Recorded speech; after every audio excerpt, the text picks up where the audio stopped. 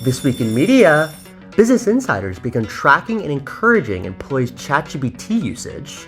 Superstar podcaster Harry Stebbings says content demand has shifted toward news analysis, and the parent company of the Brooklyn Nets has started a video-first publisher. But what's it all mean? We've got the CEO of Stacker, Noah Greenberg, in the house to break it down. Hey Noah, welcome to Make That Make Sense. Thanks, Eric. Good to be here. Glad to have you. I've been tracking all your stuff on LinkedIn and the stuff you've been doing with Stacker in the media space, and really have been looking to get you on, obviously, for a couple of months now. So glad we got to make it happen. Yeah, let's do it. All right, should we get right into the headline? Yeah.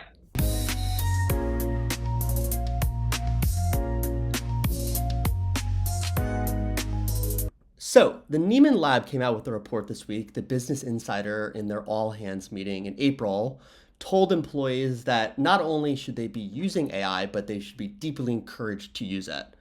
From my vantage point, this seems like a pretty huge reversal from what we've seen in the journalism space, maybe even 2 years ago, right? We've seen so many lawsuits between chatbots and AI companies and publishers, and now we're kind of seeing a complete misdirection of basically business insiders telling journalists you should be using this in your day-to-day.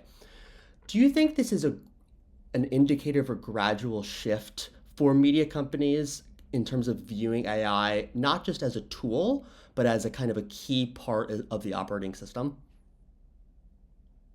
Yes, I think it's pretty obvious things are going that way. Candidly, I think that if this wasn't Business Insider, if you replaced Business Insider with any tech company, this would not be news. A company encouraging their team to use ChatGPT, not really surprising, not news at all.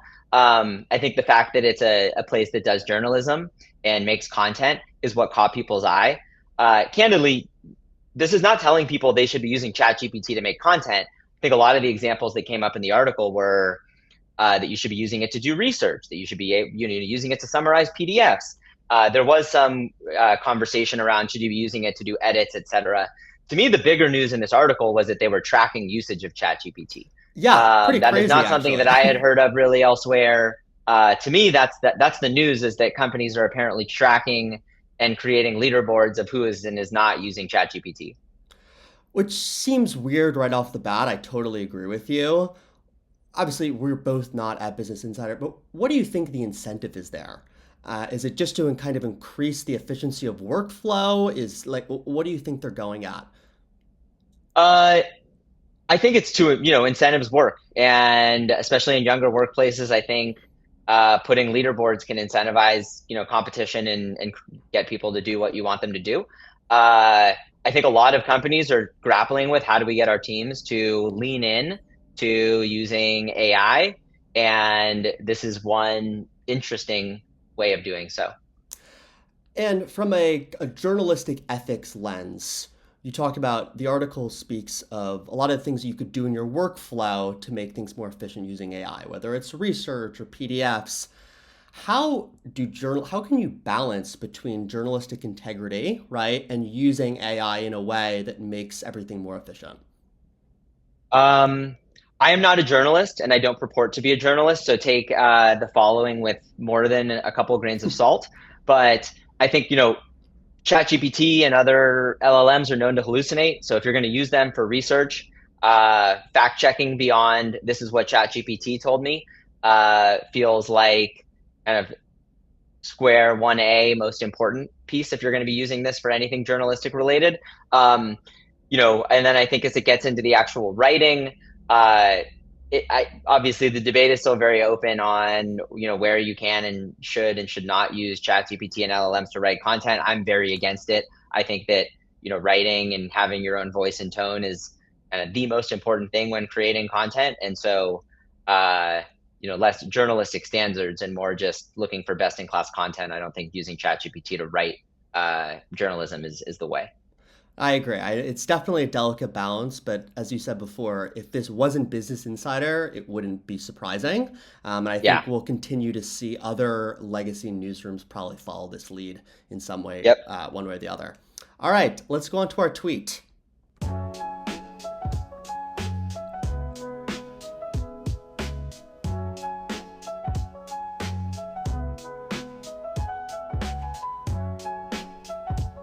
So, Harry Stebbings obviously has a lot of opinions, but since he built a media company and then built a venture firm on top of it, obviously his words can be pretty credible.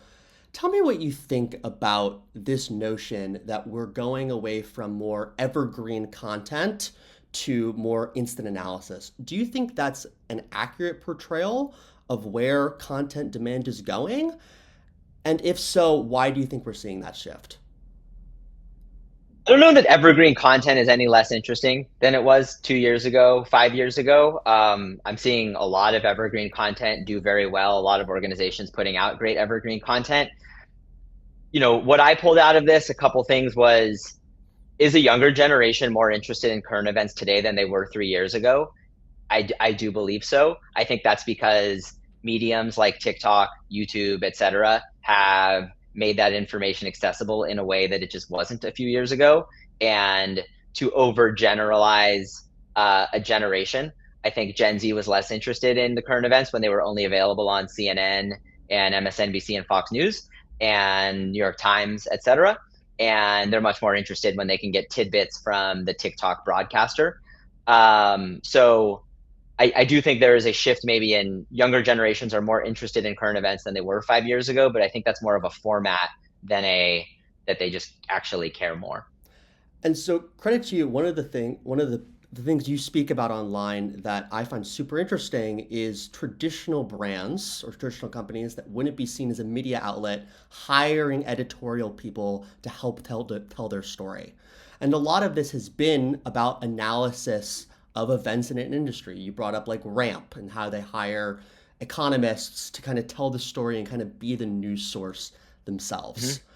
How do brands get that right between balancing talking about more evergreen topics about how an industry works and then kind of being the source of news as things break? How do you think a brand should realistically go about that? I think you need to put the story first. That companies that put marketing first usually flounder. And talking about Ramp, where they've hired an economist and basically gave them free range to tell interesting stories from their data. That's how you succeed. I think the reason these companies are investing in this is not for short-term marketing of how can we kind of get in front of someone and convince them to buy next week. It's how are we just establishing our own brand as an intelligent, knowledgeable authority in the space. And the only way to do that is by putting the quality of the research and content first. Do you see this, at least in my opinion, I think of this as kind of the next generation of public relations, right? Where public relations is often Yeah. seen as a long-term play in order to build a brand's credibility in whatever space they're in. And this kind of seems like a new form of that, in which brands are kind of releasing news themselves and reporting on news themselves. Does this then spell the end for the days of modern PR? How do you think that impacts that industry? I don't. I think PR has changed, many times over the past 50 years, and this is just the next iteration. I think this is PR. It's going to make PR teams equally as important. It's just, a different version of the same. Well, it's good perspective. All right, should we go into our deal? Yeah, let's do it.